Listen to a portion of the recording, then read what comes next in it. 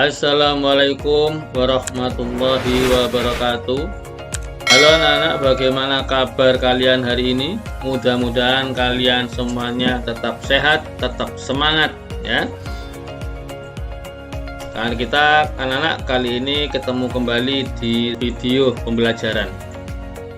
Pada pertemuan kita kali ini anak, yang dibahas adalah tema 6 subtema 2 PB1, yaitu tentang perubahan energi ya. Kalau sebelumnya tentang sumber energi, sekarang kita akan bahas tentang perubahan energi.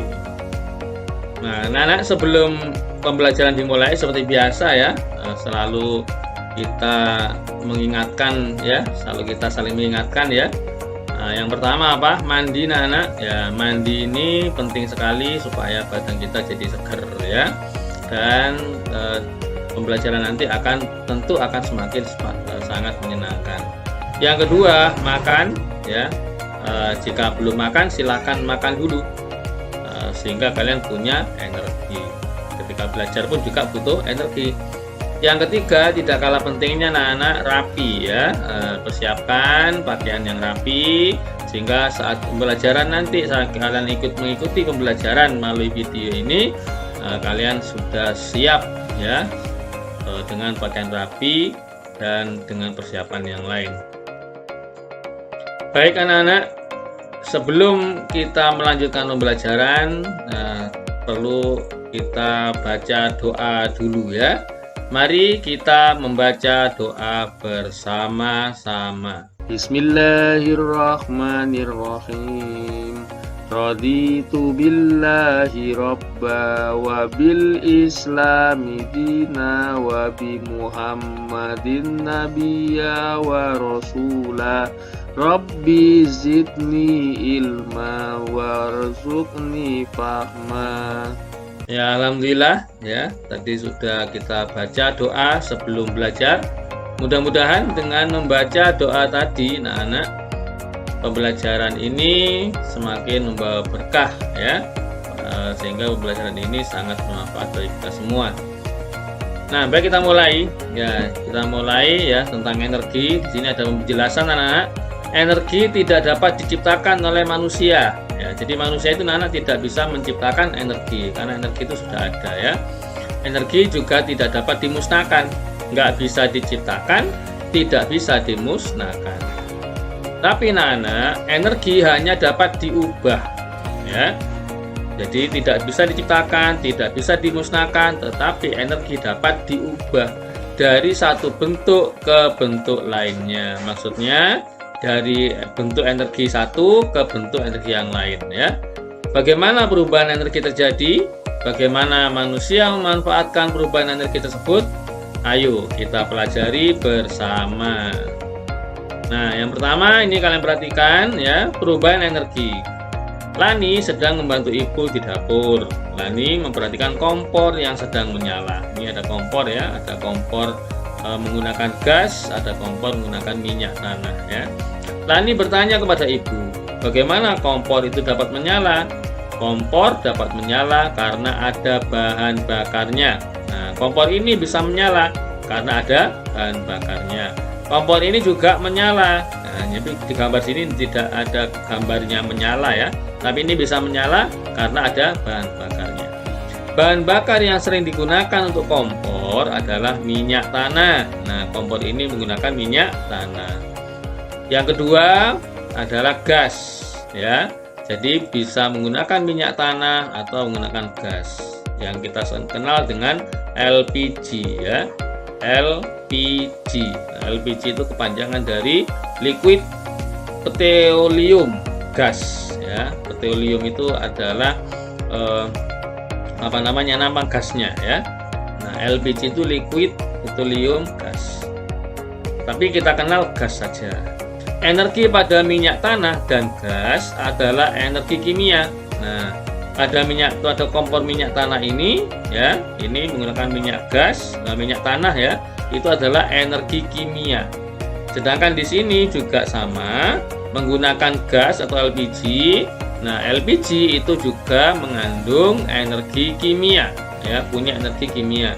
Kalau pada pembelajaran sebelumnya anak-anak ada PLTS ya, pembangkit listrik tenaga surya, ada PLTA, pembangkit listrik tenaga air. Nah, di sana tenaga air itu menggunakan energi kinetik ya. Sedangkan di sini menggunakan energi kimia.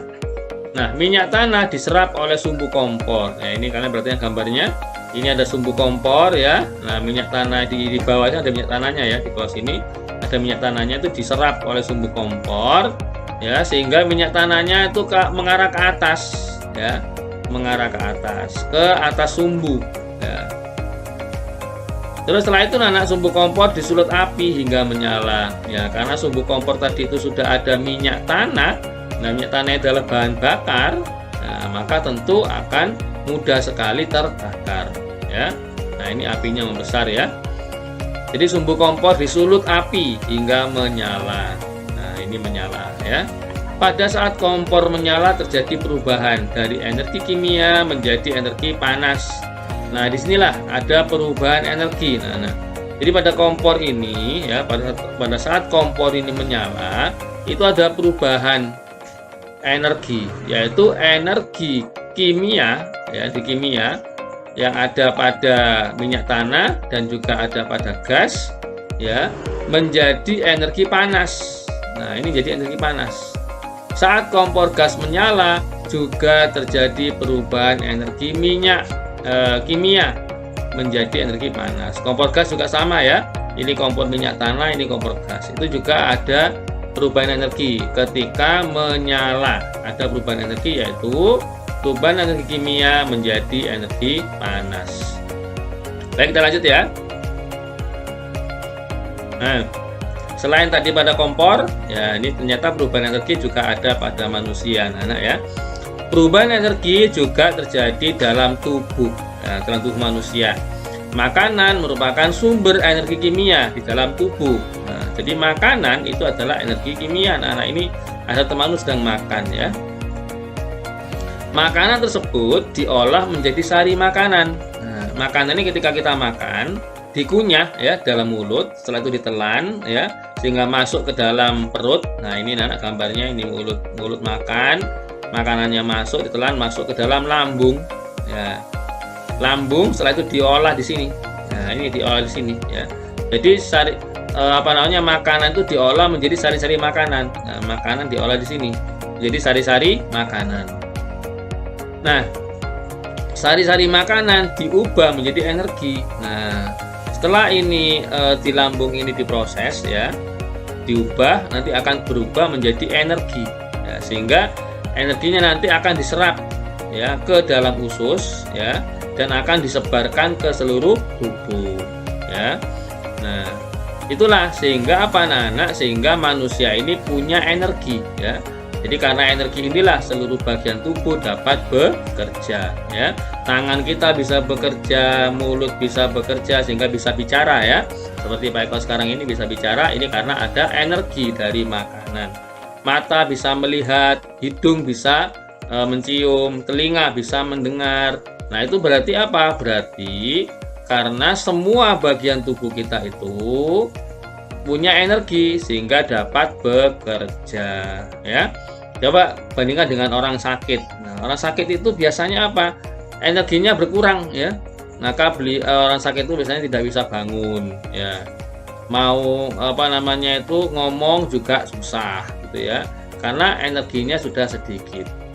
Nah, mata, mulut, tangan, dan kaki dapat bekerja karena adanya energi. Nah, ini temanmu ini bisa berlari-lari ya, karena ada energi. Begitu pula bagian tubuh yang lain ya. Jadi seluruh tubuh kita ya, seluruh tubuh kita ini yang ada dalam tubuh kita, anggota tubuh ini, semuanya ini Nana itu bisa bekerja karena adanya energi. Dihasilkan dari mana energi ini? Dari sari-sari makanan. Sari-sari makanan diolah dari mana? Dari makanan yang kita makan diolah di dalam tubuh ya menjadi sari-sari makanan. Sari-sari makanan ini diubah menjadi energi. Ya, begitu ya proses perubahan energi makanan ya dalam tubuh kita. Baik, anak-anak, berikutnya adalah sekarang kita pertanyaan-pertanyaan anak-anak. Jawablah pertanyaan-pertanyaan berikut. Ini sesuai dengan yang tadi ya, sesuai dengan penjelasan di awal tadi.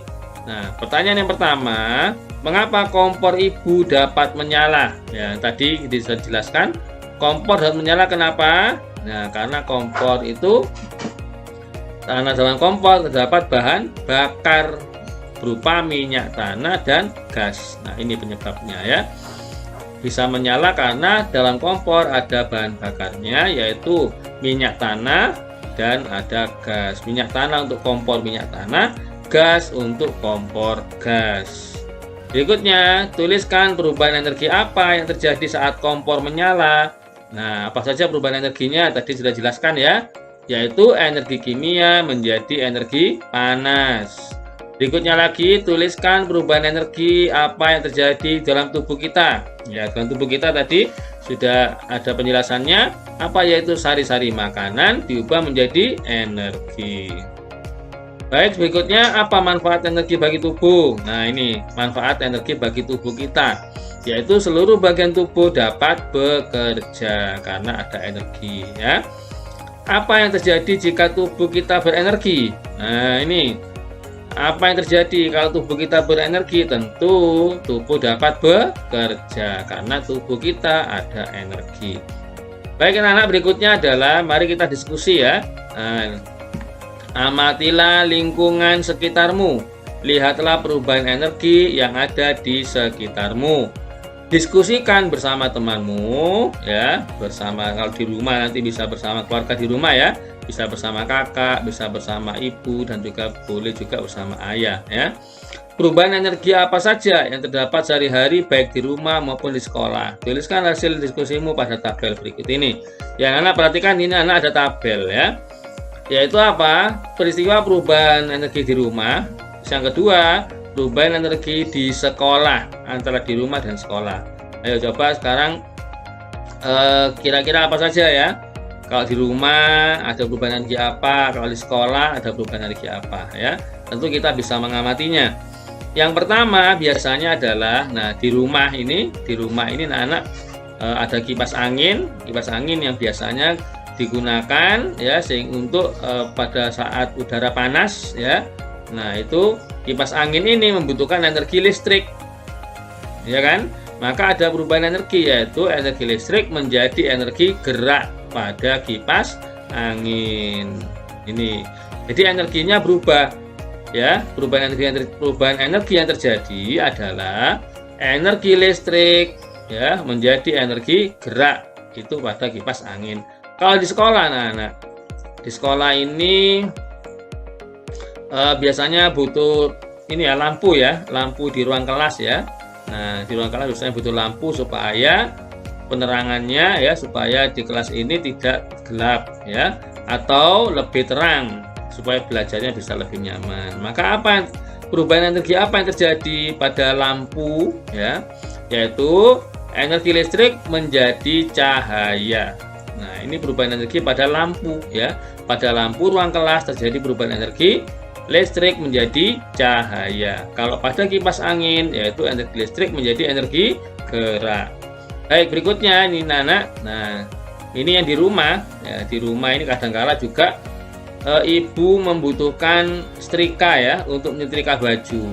Nah, setrika ini ketika ditancapkan ya, disambungkan ke listrik, maka terjadi perubahan energi, yaitu energi listrik menjadi energi panas. Nah, jadi pada saat ibu menyetrika baju ada perubahan energi, yaitu energi listrik menjadi energi panas. Di sekolah, anak-anak, di sekolah ini biasanya jam istirahat ya, itu atau jam masuk ya, itu biasanya membunyikan bel ya. Nah, maka di sini juga ada perubahan energi, yaitu energi listrik berubah menjadi energi bunyi ya. Ini perubahan energi yang terjadi ya. Energi listrik berubah menjadi energi bunyi, yaitu pada bel elektronik di sekolah ketika berbunyi. Contoh yang lain, ini hasil diskusi yang lainnya, maka dapat ditemukan di rumah. Nah, biasanya nonton televisi ya. Nah, televisi ini mengeluarkan cahaya dan juga suara sekaligus, ya kan? Nah, ini berarti ada perubahan energi. Apa? Perubahan energi apa? Kalau pada televisi saat menyala, yaitu energi listrik berubah menjadi energi cahaya dan suara. Ini ya. Kalau di sekolah, nah di sekolah misalnya ini ada kipas angin yang dinyalakan, ya. Ya, ini maka ada perubahan energi, yaitu energi gerak dan energi panas. Nah, jadi kipas angin di sekolah ini ya, energi panas ya. Nah, kalau di rumah tadi itu ada energi gerak ya. Di sini di sekolah ini kadang-kala kipas anginnya kan besar ya. Nah, kipas angin besar itu mesin kipas anginnya itu terasa panas ya. Tapi udaranya tentu akan tetap terasa sejuk ya. Karena energi panasnya hanya ada pada bagian mesin di kipas angin ya. Kadang-kala seperti itu ya. Tapi yang jelas anak-anak pada kipas angin itu terjadi ada energi gerak, ini yang nampak ya. Kalau energi panas itu tidak nampak biasanya. Baik, berikutnya adalah perubahan energi yang di rumah ya. Ada lagi, ini contoh yang lain, yaitu apa? Ketika mencas HP ya. Ketika ngecas HP ya. Nah, itu ketika casnya ditancapkan, maka akan jadi perubahan energi, yaitu apa? Dari listrik menjadi kimia. Kenapa kimia? Karena ini disimpan di baterainya HP ya. Jadi ada perubahan energi listrik menjadi kimia. Di sekolah anak-anak ini terjadi pada jam dinding ya. Nah, jam dinding.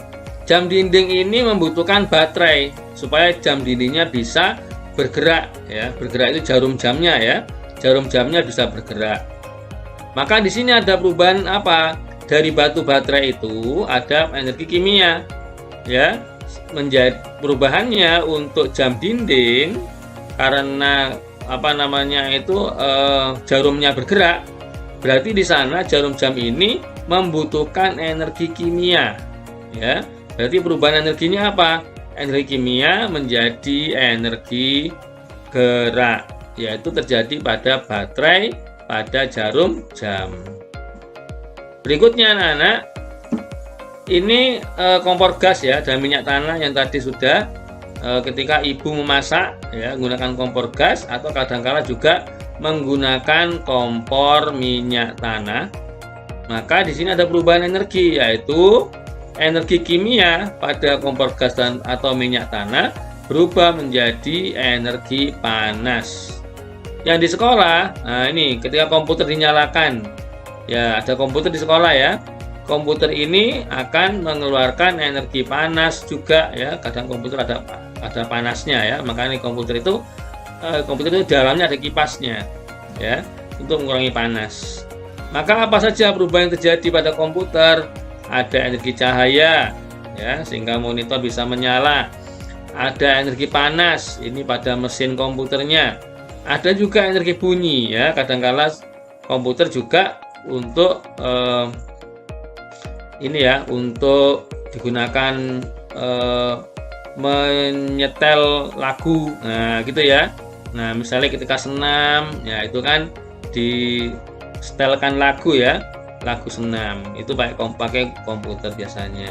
Maka pada komputer ini terjadi perubahan energi listrik menjadi cahaya, menjadi panas dan juga sekaligus bunyi. Ya, anak-anak, berikutnya kita akan belajar menari. Nah, perhatikan di sini. Selesai membantu ibu, Lani beristirahat. Lani mendengarkan musik sambil menari. Lani mempraktekkan gerak lemah kaki pada tari. Gerak ini telah diajarkan oleh ibu guru di sekolah. Lani menggerakkan kakinya dengan lemah lembut. Gerakan tersebut mengikuti irama lagu Oh Ni Ina Ni Keke yang temponya lambat. Ya, lagu Oh Ni Ina Ni Keke ini temponya lambat. Ada 3 gerakan kaki yang Lani pelajari.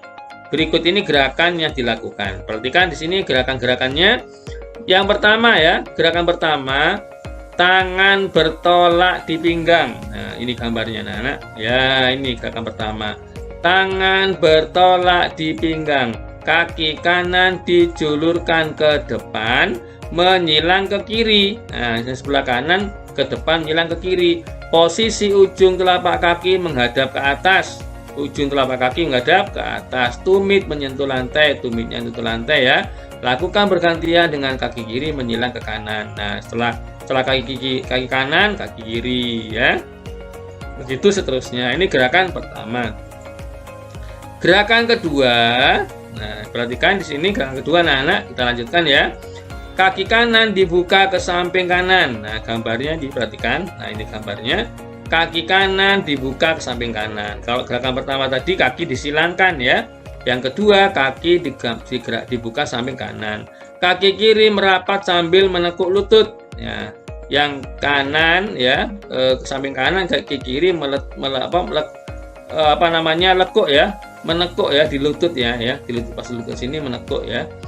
Badan juga dicondong ke kanan ya, badannya condong ya sesuai dengan kaki kanan, condongnya sama. Kemudian kaki kiri digerakkan ke samping kiri. Nah, setelah itu kaki kiri ini digerakkan ke samping kiri ya. Samping kiri sehingga merapat lagi ya. Kaki kanan dirapatkan ke kiri sambil menekuk lutut. Nah, berikutnya ganti. Ini tadi menekuk lutut ya. Jadi dirapatkan, terus setelah itu menekuk lutut di tengah-tengah sini. Terus berikutnya badan dicondongkan ke kiri lalu kembali ya ke posisi semula. Ya berikutnya itu seterusnya itu yang kedua. Gerakan berikutnya, gerakan ketiga sekarang. Kaki kanan digerakkan ke samping kanan sambil kedua lutut. Nah perhatikan gambarnya. Nah begini ya, kaki kanan digerakkan ke samping sambil kedua lutut ditekuk. Badan ikut turun mengikuti gerakan lutut yang menekuk. Saat lutut ditekuk, kedua tangan diayunkan ke depan. Ini tangannya ke depan sampai batas dada. Nah, sampai batas dada ya. Setelah itu ganti arah, gerakan ke kiri bergantian ya, dari kanan ke kiri. Nah, anak-anak, tadi itu gerakan menari. Berikutnya ini anak, saat melakukan gerakan tari dibutuhkan energi ya. Nah, tentu butuh energi ketika menari. Besar kecilnya energi yang dikeluarkan tergantung dari kuat lemahnya suatu gerakan ya. Gerakan yang lemah tidak terlalu menguras energi. Tempo musik yang lambat sangat mempengaruhi kuat lemahnya gerakan tari. Ketika tempo musiknya lambat, tentu gerakannya juga ikut lambat ya. Karena gerakan tari mengikuti iringan musik. Nah, anak-anak, Lani sudah selesai menari ya. Tidak terasa sudah 1 jam. Lani menari selama 1 jam. Lani berlatih menari selama 1 jam ya. Lani berhenti. Lani berlatih sejak pukul 12.30. Dimulai berlatih tadi pukul 12.30. Itu selama 1 jam latihan menarinya. Sekarang Lani merasa sangat lelah. Lani pun pergi ke kamar untuk beristirahat tidur siang. Jadi setelah menari anak, Lani lelah dan sehingga langsung tidur istirahat dan langsung tidur siang. Sampai di kamar, Lani langsung membaringkan tubuh. Tidak lama kemudian Lani pun tertidur.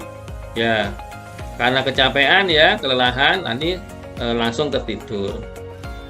Tepat pukul 16.00. Nah, pukul 16.00 pukul berapa ya?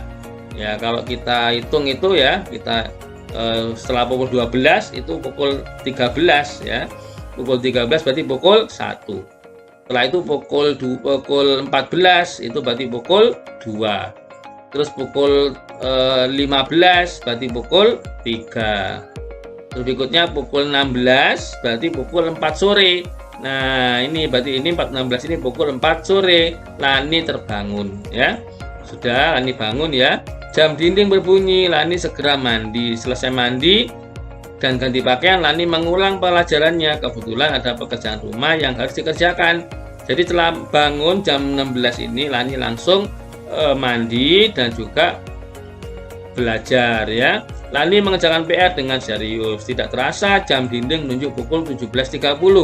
Jadi belajarnya Lani itu ya dimulai ya sejak bangun tidur itu Lani siap-siap langsung belajar. Pekerjaan rumah Lani setelah selesainya pukul 17.30. Nah, anak-anak, berikutnya ada pertanyaan-pertanyaan ya. Jawablah pertanyaan berikut ini. Yang pertama, pukul berapa Lani selesai latihan menari di rumahnya? Pukul berapa ya? Pukul berapa Lani selesai latihan menari di rumahnya? Kita hitung. Lani berlatih sejak pukul 12.30. Lani berlatih selama 1 jam. Ya, mari kita hitung ya. Dari 12.30 berlatih selama 1 jam, berarti ditambah 1 jam. Kita tulis 0100 ya. Berapa hasilnya? Kita hitung. Ini 30 ya, tambah 00 30 ya. 12 ditambah 1, 2 tambah 1 3. 1 tambah 0 1. Berarti 13 30. 13.30 digambar pada jam. Nah, kalian perhatikan bagaimana menggambar 13.30 jarum pendek sama jarum panjang ya. Karena 13.30 ya, berarti lebih 30 menit. Ya, lebih 30 menit. Nah, 30 menit itu adalah kalau dihitungnya dari 12 ya, dari 12 dihitung. Kita hitung sama-sama ya. Di sini berarti 5 10 15 20 25 30. Nah, berarti letak jarum panjang ada di angka 6 ya, karena 30 menit. 13 berarti ini menunjukkan pukul 1. Nah, pukul 1 ya, dari 12 tambah 1 pukul ini 13. Jadi ini pukul 1 siang ya. Karena lebih 30 menit, 13-nya lebih 30 menit, maka yang pendek ini tidak tepat pada angka 1 ya, tetapi melewati angka 1 ya. Melewati angka 1, 30 menit berarti pas tengah-tengah ya, di tengah-tengah antara 1 dan 2 ya. Berarti gambar jam menunjukkan 13.30 adalah seperti ini gambarnya ya. Baik, nah sekarang pertanyaan berikutnya, berapa lama Lani tidur siang? Ya, mari kita hitung anak.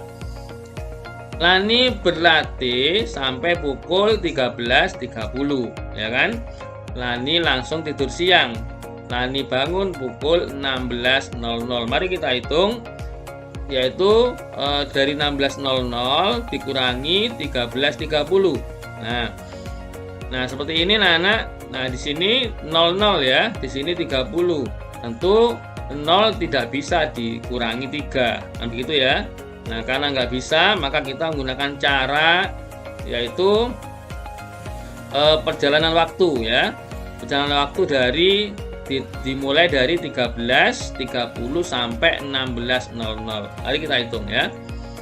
13.30 1 jam kemudian adalah 14.30 ya, 1 jam lagi berarti 15.30. Nah, terus berikutnya berhenti pada pukul 16.00 ya. Maka ini bukan 1 jam ya, tidak dihitung 1 jam karena ini 16.00, tidak ada 30-nya. Kalau dari 13.30 sampai 14.30 terhitung 1 jam. 14.30 sampai 15.30 terhitung 1 jam. Berikutnya karena berhenti pukul 16 ya, 16.00 berarti tidak sampai 1 jam. Mari kita hitung perjalanan waktunya dari 13.30 sampai 16.00 ya. Nah, kita hitungnya di sini ya. Karena ini nanti ini kita hitung setelah kita menghitung yang di sini ya. Dari 13.30 ya ke 14.30 berarti 1 jam ya. 1 jam, terus berikutnya ke 15.30 1 jam lagi. Berarti ini adalah 2 jam ya. 2 jam dari 13.30 sampai 15.30 membutuhkan waktu 2 jam. Ini kok ada 30 menit? Ya, ini adalah selisih ya. Karena di sini 16-nya tidak sampai 16.30, tapi 16.00 ya. Maka kita hitung selisihnya. Menitnya ini kita hitung selisihnya dari 15.30 sampai 16.30, itu kalau kita hitung selisihnya adalah 30 menit ya. Berarti waktu yang dibutuhkan dari 13.30 sampai 16.00 adalah 2 jam 30 menit. Berarti lamanya Mbak Siti itu tidur 2 jam 30 menit ya. Baik, kita lanjut. Nah, pertanyaan berikutnya, berapa lama Lani mengerjakan pekerjaan rumah? Kita hitung ya. Lani bangun pukul 16.00. Lani mandi dan belajar mengerjakan PR. PR selesai pukul 17.30. Ya, anak-anak anggap saja ya, karena ini mandi dan yang lainnya tidak dihitung ya jamnya. Maka anggap saja Lani belajar mulai 16.00 ya. Berakhir 17.30. Maka kita hitung 17.30 dikurangi 16.00. Berapakah hasilnya? Hasilnya adalah 1 jam 30 menit. Ya, jadi membutuhkan waktu 1 jam 30 menit. Ya, anak-anak, begitu pembelajaran kita kali ini. Alhamdulillah telah kita tuntaskan. Mudah-mudahan pembelajaran ini banyak membawa ilmu ya, bermanfaat bagi kalian semua, dan tentu mudah-mudahan juga memberi keberkahan ya. Mudah-mudahan kalian menjadi anak-anak yang soleh, anak-anak yang soleha, dan juga anak-anak yang berbakti kepada kedua orang tua. Terima kasih anak-anak, selamat belajar, semoga sukses. Baik, akhiri. Assalamualaikum warahmatullahi wabarakatuh.